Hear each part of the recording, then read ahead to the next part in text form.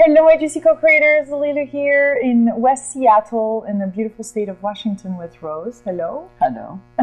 Rose is actually a animal Reiki shaman. So this is quite special conversation here happening, and there's a lot of animals around. So one might pop, who knows? But we're gonna have surely a great time, and a lot of beautiful information will probably be revealed in this video. So stay tuned with us.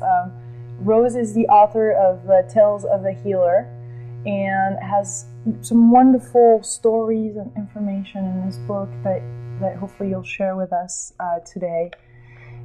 I'm very intrigued, first of all, between the energy of what is the difference between Reiki energy and the shamanistic shaman energy? I tend to think of the Reiki energy as being lighter and higher vibrational energy than the shamanic. I often joke to my students that, Reiki is like sweetness and light, and Reiki and shamanism is like the bulldozer if you really want to get something, yank it out by the roots, so to speak. And I find them very complementary.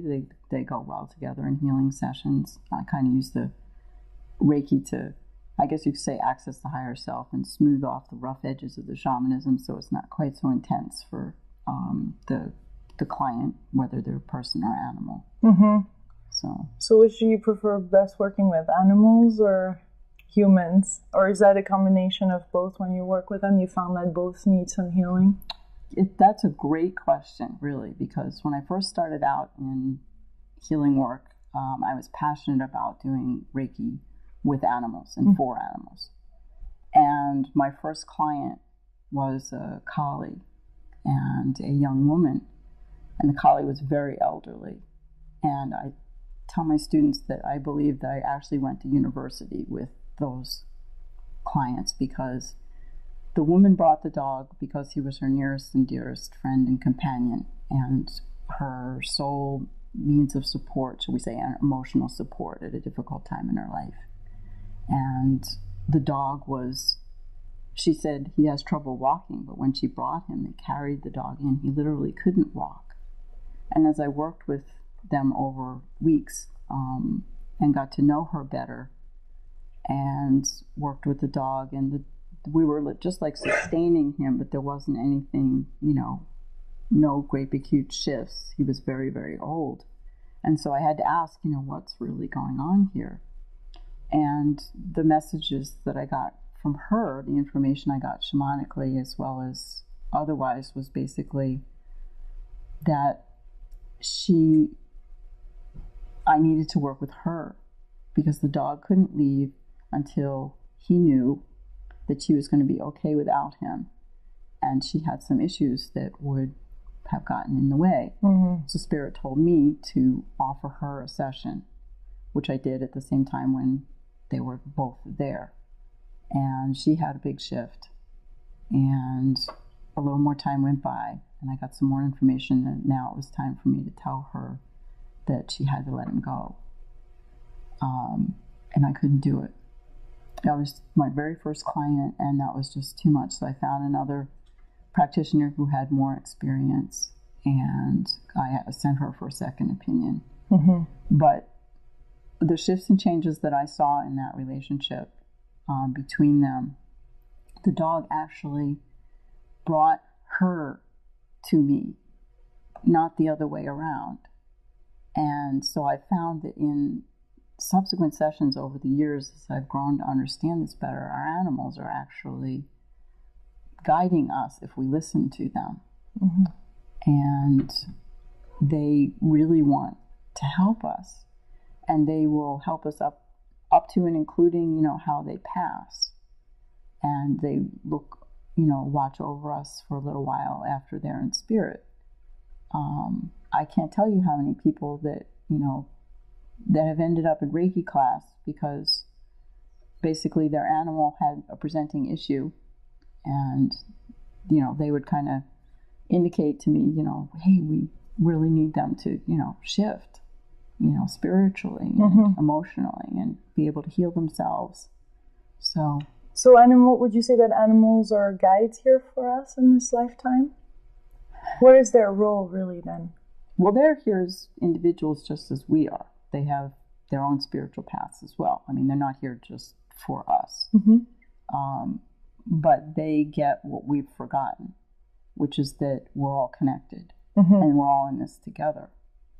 And the message that I've been getting very clearly is that the animals are reaching out to us at this time because we stand at a major crossroads.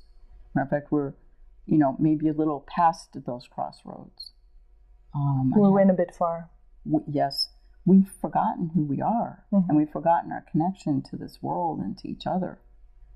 People are uprooted from communities, disconnected from families. And it's interesting to me that as we become more and more disconnected, we start to bring in more of the natural world into our homes. We bring in plants. We surround ourselves with plants. We bring in fountains, water fountains. We obviously, one of the biggest growing industries, if you want to put it that way, now is companion animals. I mean, the number of people who are having dogs, cats, or other, companions share their homes, it's our way of balancing the scales, shall we say, for what we used to have and know as tribes. It feels something that's empty in us. And I felt that energy. Did you see Werner Herzog's new movie about the caves, the Chauvet caves? No, I have not. Oh, he took 3D in there, movies, because no one's allowed in. So it may be the only time that the world actually gets to see the cave paintings, the ancient cave paintings that no one's seen for something like 20,000 years. The energy that comes off of, I've only seen the trailer, I haven't actually seen the movie itself, but the energy that comes off there shamanically spoke to my heart. It's something very ancient in me, that connection to the animals, that understanding of their spiritual nature and the path that we walk this path together. It's a, I highly recommend seeing it, but I felt that energy is very important. It's been brought back into the world. It's one of the ways that those energies are being reintroduced to remind us who we are. It feels a lot of that energy that they bring is really unconditional love, and they teach us again maybe how to reconnect to that aspect of ourselves that we have forgotten. Would you say that that's part of that? Yes. Animals understand completely unconditional love. It never ceases to amaze me. And it's something that, I don't know if we ever knew it, but we certainly have forgotten it. And they just offer themselves. They're reaching out towards us. I mean, I see it. I take people into the zoos because the zoo animals, the zoos talk about them as being ambassadors. Really, they don't feel bad about being in closed doors. The animals that currently are in high quality zoos have been bred in captivity. And it's my understanding that it's not necessarily true of all of them, but there are master teachers in the zoos, in zoo animal forms, that are here to assist us in that shift. And I spent my formative years growing up going to the Philadelphia Zoo all the time. And my mother used to say that we would go to the zoo and we would have to see all the animals, and I would know where each and every one of them was. And I didn't realize how important that was going to be later in life, because it was a jaguar in the Philadelphia Zoo that initiated a conversation that we have our friend coming and seeing us. Hello. Hello. You want to come here? Come on. You want to lie down? Good night, down. So it was that initial, you said contact with the jaguar that... He told me his name was Rain. And it was a conversation with him that ended up initiating the animals of the whole entire zoo, saying we would like a ceremony to make the zoo sacred space. And the long story... How did you receive that message? I was standing in front of the enclosure with another Reiki practitioner, and the jaguar was pacing, agitated. And they have a beautiful enclosure there. It's all glass, so that if they were to come up, they're right there. And he was just agitated. And so I suggested maybe we send him some Reiki, to see if that would help. Mm-hmm. So we started to send him Reiki, and he came up to the glass. And he turned around so that his hindquarters were right up against the glass, and he laid down just in a direct line right in front of us. Mm-hmm. And as we sent him Reiki, you could see the muscles in his body just visibly relax and him settle and just calm. And then he did the thing that actually started all of this forming. He turned and he looked me straight in the eyes. Didn't turn his body, just his head. And he held that look. And his eyes were soft and they were very open. And he let me in. And he showed me that he had awareness of what we were doing. He was grateful for what we were doing. And then he did the thing that just really blew me away, was he greeted me as an equal. Mm. No, animals in the zoo are very different, are very aware that we're different species. For him, he said, not said, but showed me that on a spiritual level that we're the same. And that he also was, a master in his own way. Mm-hmm. And it just was such a powerful experience. They couldn't even take a picture of him. It felt like it would be like to mar the sacredness mm-hmm. of the moment. Mm-hmm. And so when I got home, I had a photo I'd taken 2 years before. And I talked to an animal communicator, because in those days I wasn't accepting that I could actually do animal communication. I wasn't confident. Mm-hmm. And she had a conversation with him. We were both there, and asked him, and he said he had come here for a special purpose, but he hadn't, in this particular case, hadn't expected to end up in a zoo, and he wasn't sure he could fulfill his purpose that way. And so I offered to do a little work with him to kind of see if we could, assist him with that. And then the other communicator, Netta, she asked him, is there anything that we can do, for the other animals? And he said, I don't know. He said, I'll go ask them. So when he came back, he told us that they had requested that we make the grounds of the Philadelphia Zoo sacred space. And Netta looks at me and she goes, I don't know how to do that. Do you know how to do that? And I was like, no, I don't even know what it is. Because at that time I was only involved in Reiki. And we decided to put on a ceremony together. We would call upon the people that we knew mm-hmm. from 2 different states. And she said, I'll do the animal communication part. You take the ceremony. And I was like, great, thanks. And I had no idea what I was going to do or how I was going to do it. I started asking people I knew. And then I had gone to an event. I ended up at this event where they brought Native American people together with the New Age community to build bridges of understanding. And I knew nothing about shamanism. I knew enough about shamanism at the time to know that I didn't want to do it. I thought it was scary stuff, didn't want to go there. And I end up at this event to support this, what I felt was really, really important work.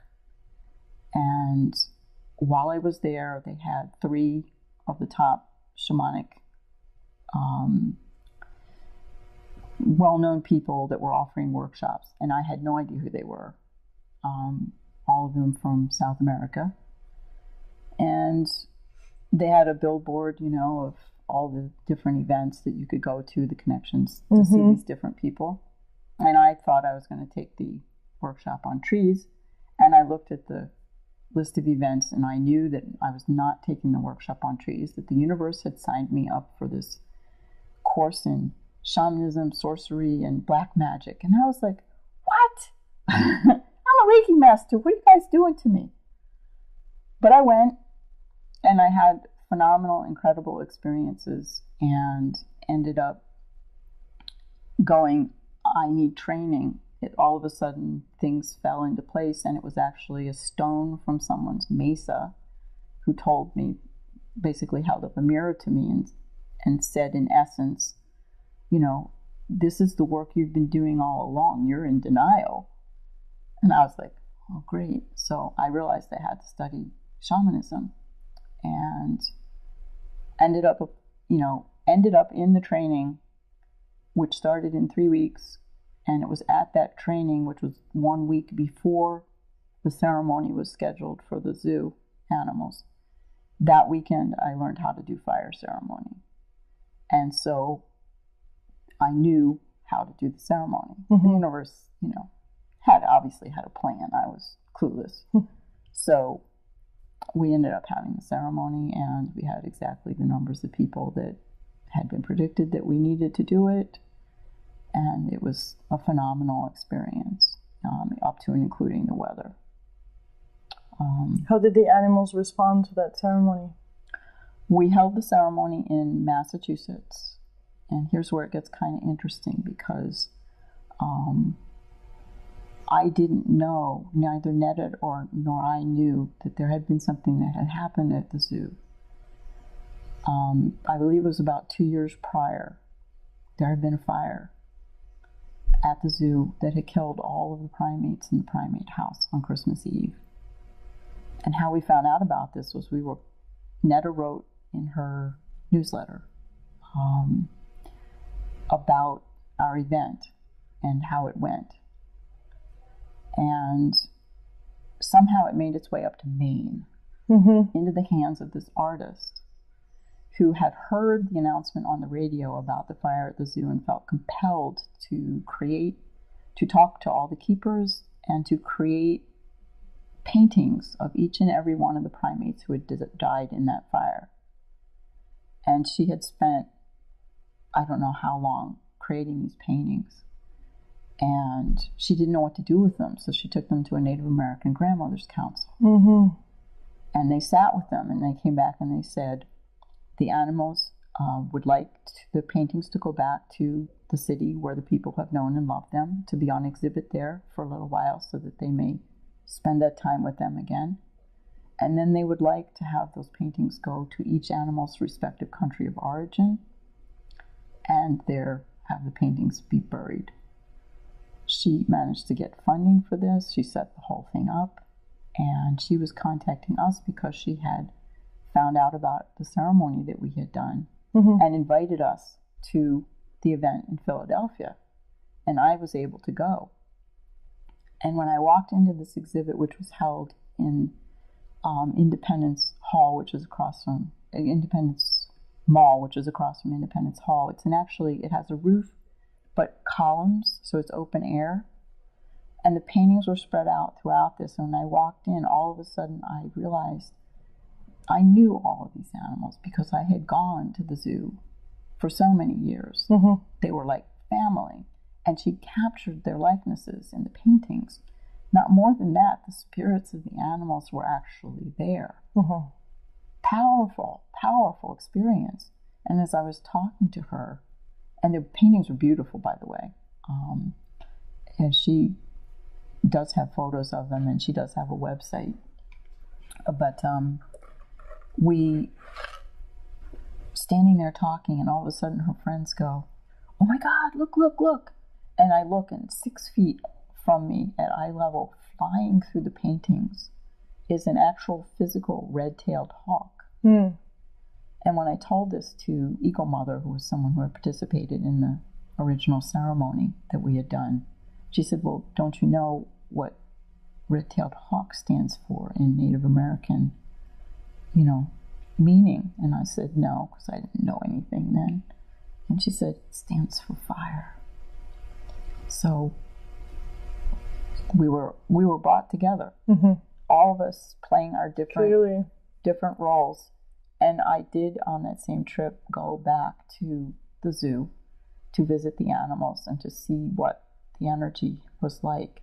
And it was incredible. It was like bathing in the most wonderful energy in the world. I couldn't believe it. It was just incredible. And the animals were very interactive that day, especially the lions and Rain the jaguar. I got a roaring salute, which was just incredible. And there's many other. I mean, it's a story I intend to tell in the next book, but there's many other details that just made it really clear that we were being guided. And the Philadelphia Zoo has turned out to be one of, I think, the top zoos in the country they have, the last time I was there, they had more people as volunteers teaching and educating people and interacting, so there's a lot of, many zoos don't have the staff, unfortunately, to really educate the public, to bring the animals to life, so to speak, instead of them just being like something like a painting you go and look at and then you move on to the next painting. Well, the animals are much more than that, of course. And when you take the time, and if you go in sacred space, if you go in ceremony, or if you go in Reiki ceremony, whatever your background, if you go with intentionality and you let them know ahead of time that you're coming and that you're there, you're open, you want to be taught, and if you don't go at prime time, because it's really hard to get their attention, they get overwhelmed when there's masses of people. But if you go with intention and you go in sacred space, the best time to do it is, I don't know if every zoo does it, but here in the Woodland Park Zoo, they do have evening events where you can go in at night, and I've taken groups in. You have to set it up special, but and then you can really, just have an incredible interaction in honoring them in the way that we used to, in energy, in ceremony, with intention, with acknowledgement of equality, not, different but not separate. And that's what they're looking for. Would you say that it's harder to be with animals than human beings? I mean, to go through. Do we have more stuff, or they have more stuff? Because, for example, wild animals, I bet it's pretty hard to get in contact with them and communicate. I mean, how is it different than from human beings? Do they also have their barriers? Well, let's see, how do I answer that? I've surprised some animals because, well, for example, let's just take domestic cats. People aren't used to interacting with them like cats. Okay? And I once had the interesting situation of having feral kittens that I was asked to take these two terrorist feral kittens that were just like scratching and clawing up people, and see if I could, do something with them because they were going to be euthanized. And I said, well, I don't know. I never worked with feral kittens. I was like, okay, I can try, So they came through the door in the carrier, and they were obviously scared. So I did, the slow eye blink the cats do to each other to tell them, that, because staring indicates aggression. We do it because we get really interested in something, but that's not how cats do it. Yeah. And so slow eye blink says, I'm relaxed. I mean you no harm. And then I trilled at them in cat language. And they went, oh, Mom. And I was able to take them out of the carrier and put them in the cage. And the guy's jaw was hanging down. And he's like, and I said, are you sure these are the same kittens? Or did you get the right ones? He said, oh, no, these are the right ones. I just can't believe that you did that. And I said, well, I just talked cat to them. I said, I tried. I mean, it's like me speaking Czechoslovakian, my accent was probably all wrong, but I made enough of an attempt that they said, oh, she kind of gets us. And then I gradually brought them more into, people language and the life of people and so on and so forth. Well, a lot of people don't pay attention to the body language of animals. They'll tell you when they're comfortable. They'll tell you when they're not comfortable. But we have a tendency to get self-absorbed, and our hearts might be in the right place, but we try to do it from our side rather than trying to meet them halfway. If you give them even a little indication that you're trying and that you express to them verbally, I would like you to teach me, show me. I had an experience with a woodpecker in Schmitz Park, where I felt I needed to know something more about my business. And I said to this woodpecker, I was like, I would love it if you would, share with me, show me what you do. Is there a lesson in there for me? And the woodpecker came. I had Puma with me, and he's sitting there quietly. He's so wonderful, my dog. He just will be and still, wherever we are. And the woodpecker came and flew about 5 feet from us onto the trunk of the tree and began to, listen. And looked at me and said, "Are you watching?" And I said, "Yes, I am." He's like, "Now listen." And so he listens and he listens and he listens, and he's clearly very intent. And then all of a sudden, he's got the spot, and he drills in, and he's got, the insect that he was looking for. And he looks at me and he goes, "Focus." It's all about focus.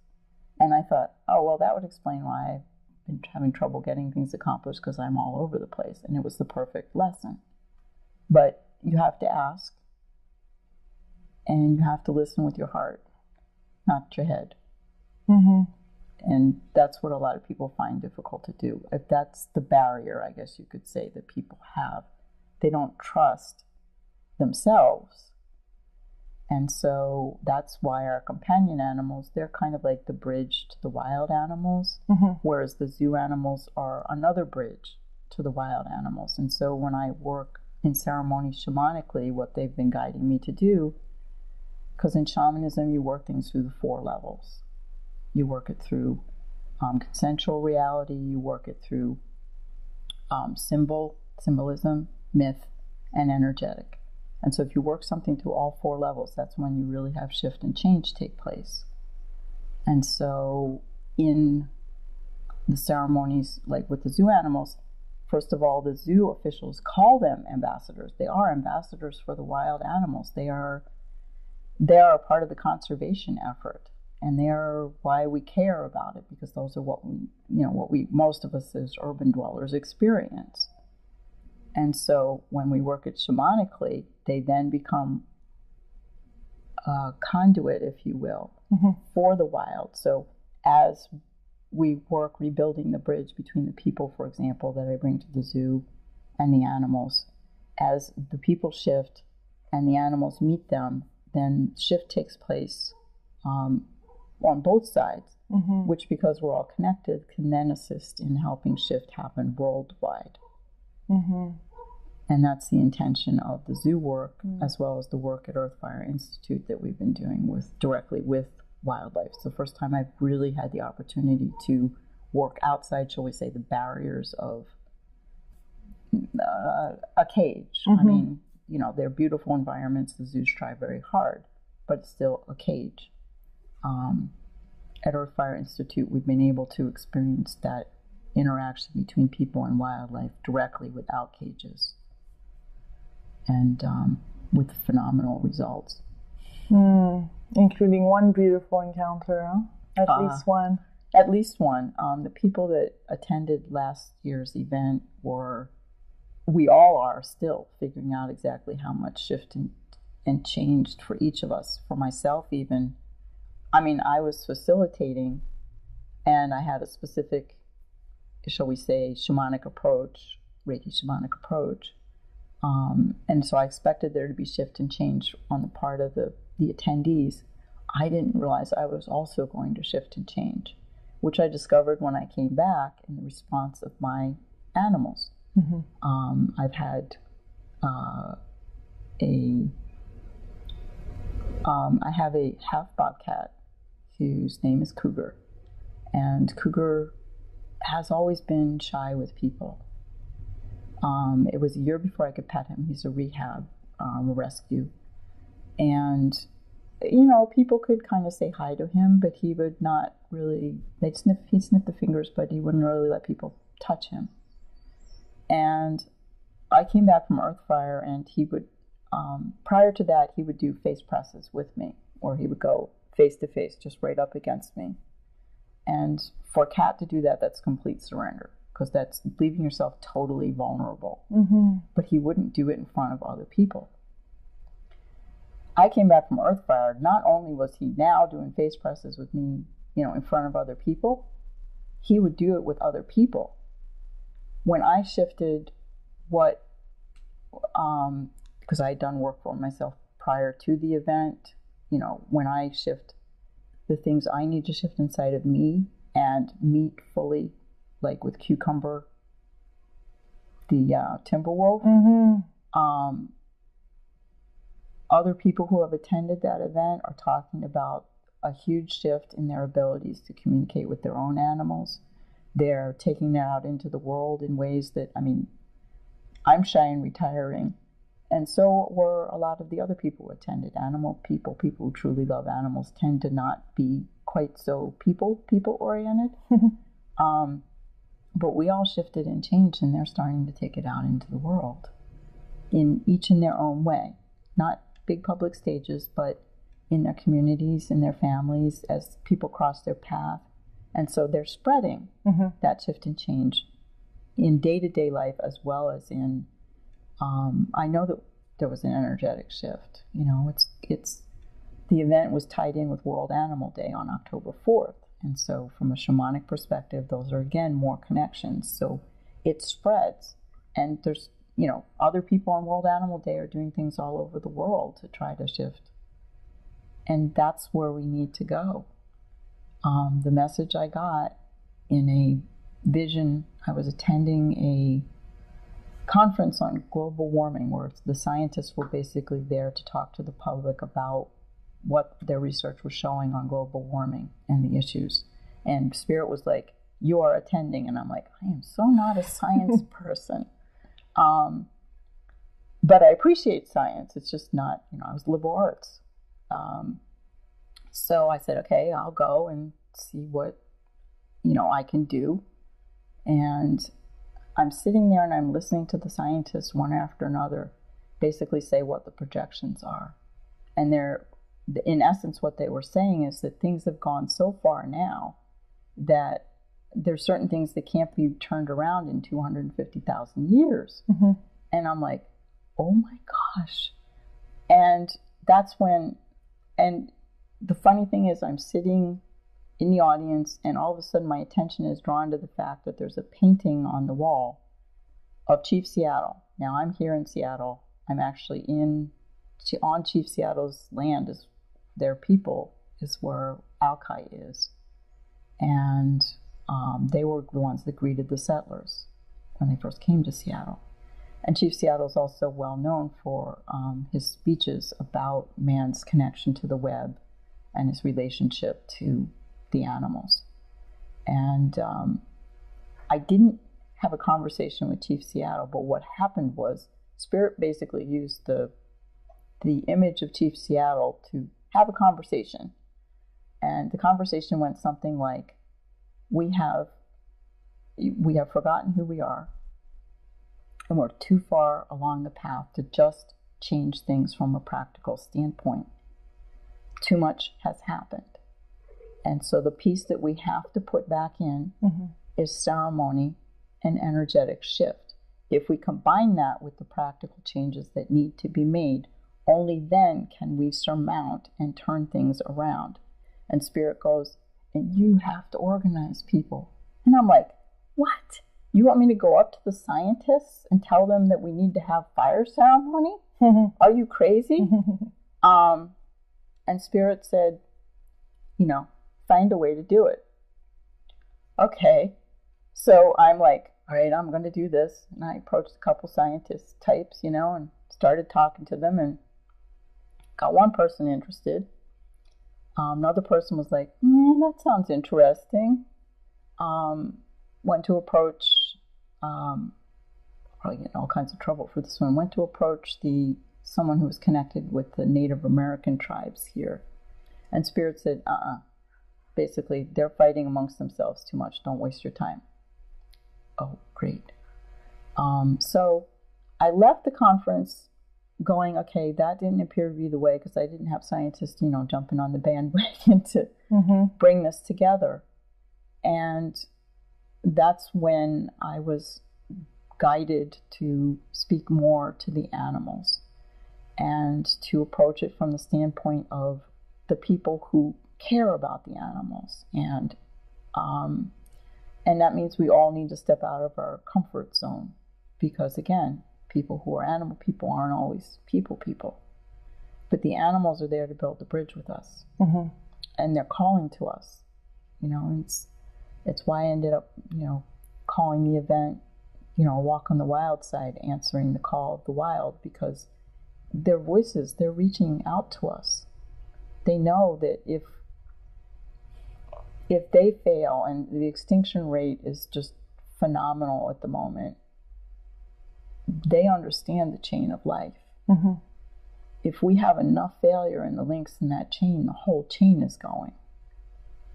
And they don't want that to happen, because they care about us, even after everything that we've done to them. They love us unconditionally, and they want us to succeed. They believe that we can have a better way of being in this world, not even necessarily return to the way that things were tribally, but together we can build, co-create a sustainable vision for the future that incorporates technology in a sensible way, that's environmentally and ecologically oriented. And I found that people are happier if they have some feeling that they have some connection, some ritual or ceremony or practices that they do, no matter what background you come from, but ones that enable you to feel that there is connection between you and the trees and the plants and the animals, and that there is a dialogue going on. And so with respect. That yes, happens absolutely. In respect towards humans, plants, animals. And if you respect, it's kind of if you respect the animals, if you respect the trees, then you also respect the people, because you don't have one without the other. And it's one of the things, my work is, I think, starting to turn a little bit more towards the children, because I love working and understand working with adults up to a point. But I don't have much experience working with children. However, based on an experience that I had with a little girl when I was living in Wyoming, I had pet rats at the time, and she was fascinated by them. So I educated her and shared pet rats are very affectionate, and they're very intelligent, and they make wonderful companions. And she shared that with her friends. They came over, and so we would have, I taught them how to be gentle and how to interact with them and how to everybody has fun. And next thing I know, Kendra was her name, and she's writing, she has to give a talk at school on what she loves. So she stood up and told everybody why she loved rats and how they were misunderstood. And she's basically taking the message and spreading it. And they ended up forming an I Love Rats club, and I got invited to her birthday party. Her mother told me I was the only adult invited, and they were making these little, I don't know what they're called, actually. You take cookie sheets and you put colored goop on it in the shape of whatever it is you want to create. Smurfs were big that year, so it was a Smurf kit. And then you bake them and you stick them on your windows. And none of the kids wanted to make Smurfs. They all wanted me to draw rats on the cookie sheet. So we made rat window decorations at her birthday party. And I was like, I didn't realize in sharing my love of animals and my understanding of these particular companions that I was actually teaching them about prejudice. And that's a lesson that I would imagine that they, carry with them for the rest of their lives. Yeah, the impact is huge. And you created leaders. Just because I shared what I love. Yeah. And so for this first time this year, I'm going to be taking a group. You can do an overnight adventure at the zoo. And so I'm going to lead a group of parents and children. Mm-hmm. Other adults are welcome as well, but and we're going to approach it from that standpoint, and we're going to have breakfast with the meerkats. I just love how you actually follow, you love animals, obviously, and you just follow that path, and you let it open up, and you follow your guidance, and you trust that that's the next step, and then you just move forward like that with... Well, spirit won't let me rest otherwise. I love it. Tell us about the spirit of that one right next to you. This is Mountain Lion. And I have to preface all this by saying when I first got involved when I finished my Reiki Master Teacher training, Spirit brought another teacher into my life, and her name is She Walks, and she's a bobcat pelt. And that was a stretch for me because I was a animal rights activist, and I'm still for animal rights, but a lot of people think of them as being pelts. And I understood the Native American perspective on spirit helpers with, a pelt or a skin as the focal point, but I didn't want one. And Spirit had other ideas. So I had an encounter with She Walks, who ultimately ended up being a teacher of mine. And over the years, there have been other teachers that have come my way. And I go to the powwows, which is where you will sometimes encounter pelts. And I kind of got the message that year that there might be somebody waiting for me, and I'm like, oh, not again. So I walk in and I see this mountain lion. And all the times I've been to the powwows, I've never seen a mountain lion pelt before. And there was just this one. And I'm like, oh, please, no. My bank account, among other things. And I wandered off because I wasn't feeling like this was mine, whereas I felt with some of the other teachers that I have. Mm-hmm, mm-hmm. And it was about 2 hours later, and all of a sudden I get this panic attack of, oh my God, what if someone takes her home and they're not nice to her? What? So I had to go back, and I had to bring her home. And they're like, well, should we put them in a plastic bag for you? And I was like, oh, no, Judge, no, I can't do that. So I put her over my shoulder. Well, she's a very big, beautiful mountain lion. So draped over my shoulder, the tail is swinging down, in my ankles, and I'm walking through the crowds. And it was fascinating. I have never been touched by so many strangers in my life. People just felt that they had to reach out and touch, and they would say, what is it? And I thought, how can you live in this country and not know what a cougar is? And there were people who were normally uncomfortable with the idea of a skin, who would be like, but they just had to. And I explained, I said, she has spirit, and I have not fully discovered what capacity yet, because she's just come to me, but she'll be working with educating people, on animals and animal spirits and the connection, the energetic connection. And what I learned that day was her energy was powerful but gentle enough that the people who are willing to hold her, they can feel that connection. Mm-hmm. They can feel that beauty. They can feel that sweetness, and it gives them a taste of that connection that we're trying to rebuild. And so, unlike most spirit guides, it's usually specific to that shaman. Mm-hmm. You don't just pass them around. She's different. She's not mine in that sense. She's to work with everyone. And so, a lot of times in the classes, people will sit with her for a while and get messages or guidance or just simply energy.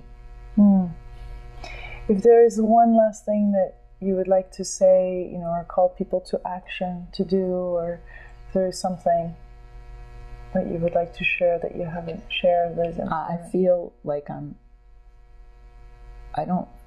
I would like to be a better representative for whatever path it is that I've been called to, shall we say, be a voice for the animals and a bridge. So I don't know if I'll say this well enough, but the animals are calling to you.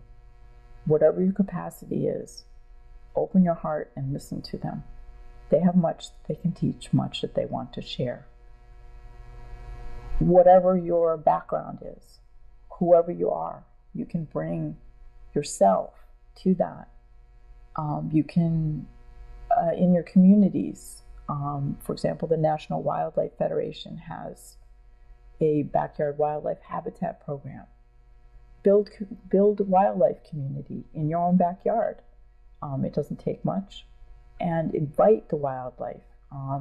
When I set the intention for that here, this place is certified. Actually, the entire community is now certified.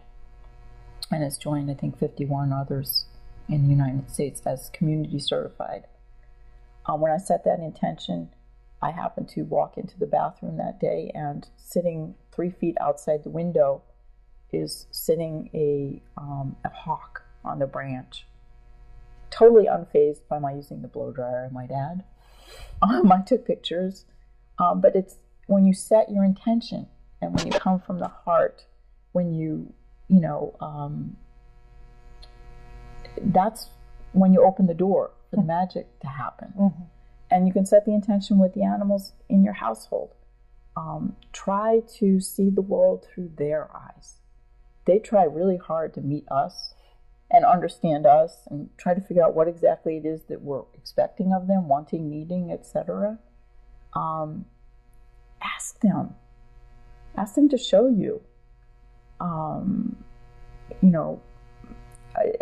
mean, it's always great to seek out a class in Reiki or shamanism, but it's not necessary that people do that. I believe that intention with heart goes a long way, and it definitely goes a long way with the animals. Beautiful. Thank you, Rose. Thank you. Thank you for this opportunity. Thank you.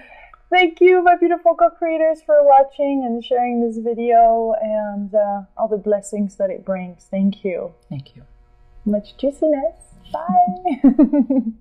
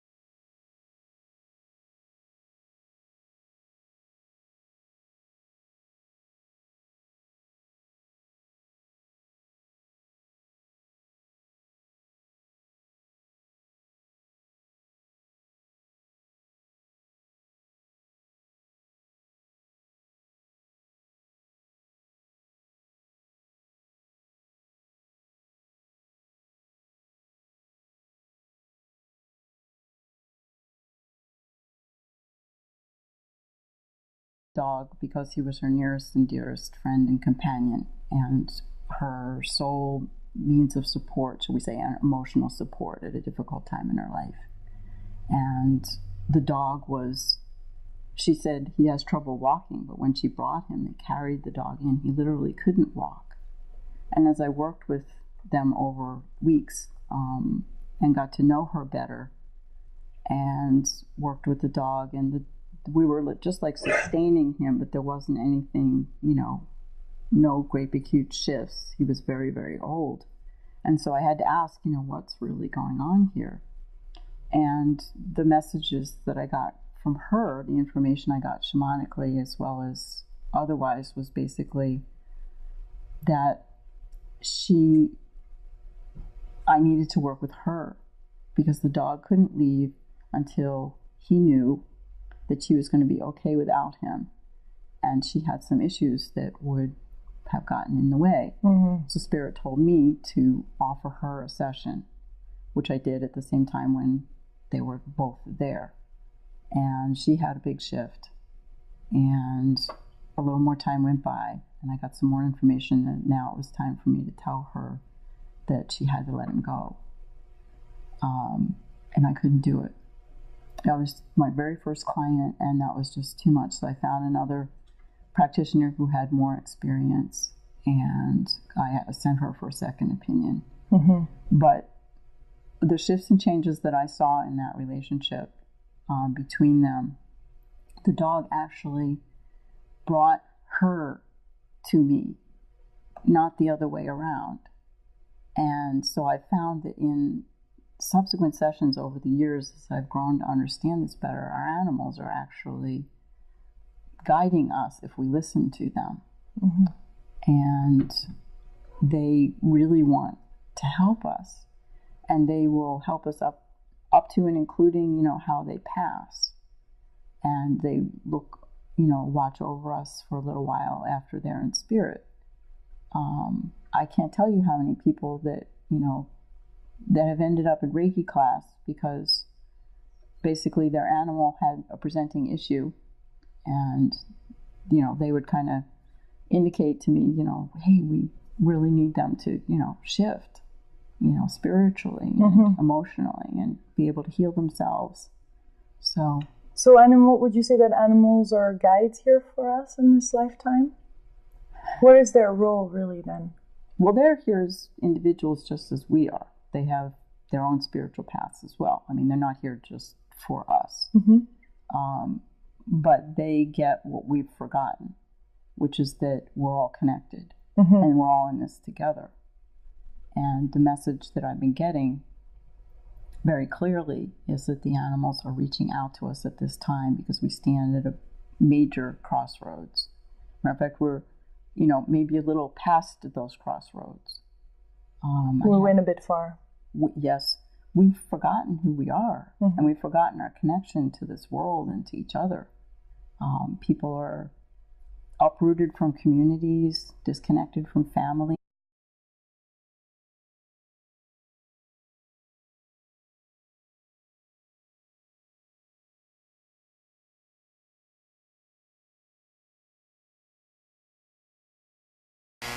Hello, my GC co-creators. Lila here in West Seattle in the beautiful state of Washington with Rose. Hello. Hello.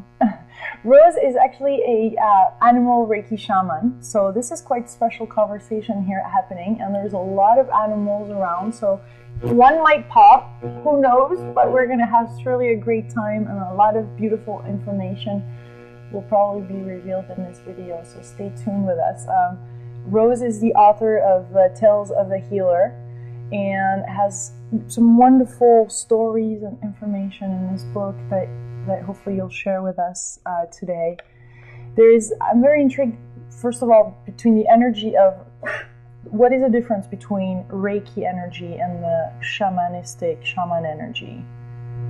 I tend to think of the Reiki energy as being lighter and higher vibrational energy than the shamanic. I often joke to my students that, Reiki is like sweetness and light, mm-hmm. and Reiki and shamanism is like the bulldozer if you really want to get something, yank it out by the roots, so to speak. And I find them very complementary. They go well together in healing sessions. I kind of use the Reiki to, I guess you could say, access the higher self and smooth off the rough edges of the shamanism so it's not quite so intense for the client, whether they're person or animal. Mm-hmm. So which do you prefer best working with, animals or humans? Or is that a combination of both? When you work with them, you found that both need some healing? That's a great question, really, because when I first started out in healing work, I was passionate about doing Reiki with animals and for animals. And my first client was a collie and a young woman. And the collie was very elderly. And I tell my students that I believe that I actually went to university with those clients, because the woman brought the